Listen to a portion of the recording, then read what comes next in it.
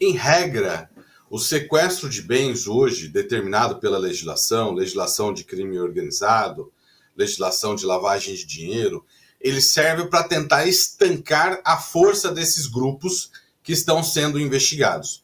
Normalmente, entende-se que se há a ideia de lavagem de dinheiro, uma das maneiras que você tem de limpar esse dinheiro é comprando bens. Então, aqueles indivíduos que cometem crimes e que oferem lucros com esses crimes e precisam limpar esse dinheiro, eles acabam, de alguma maneira, comprando bens móveis e bens imóveis. Então, a depender do valor, nós temos embarcações, aeronaves, imóveis residenciais, relógios de luxo, joias e tantos outros itens, obras de arte, tantos outros itens que são de valor, porque são bens difíceis de serem localizados, difíceis de serem acompanhados por investigações.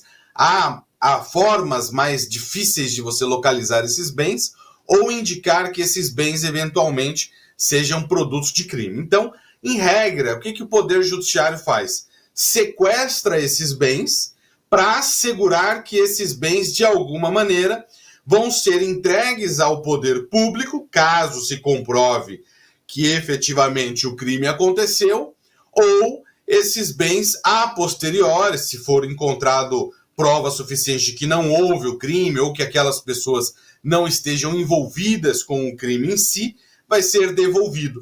Mas eles, em regra, eles fazem o sequestro para assegurar que esses bens não sejam vendidos, não sejam transferidos a terceiros que depois podem alegar a boa-fé.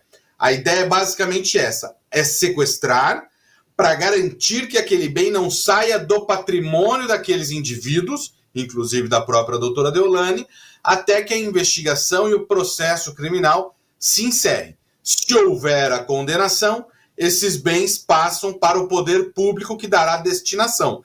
Em alguns casos com leilão público, em asta, ou em outros casos entregues a instituições públicas mesmo, como utilização das próprias polícias. E se o indivíduo é absolvido, o sequestro é levantado e os bens voltam à sua naturalidade, como se nada tivesse acontecido. É basicamente essa a importância do sequestro. Muitas vezes sequestram, inclusive, itens que, em regra, em hipótese alguma, têm a ver com fruto de crime.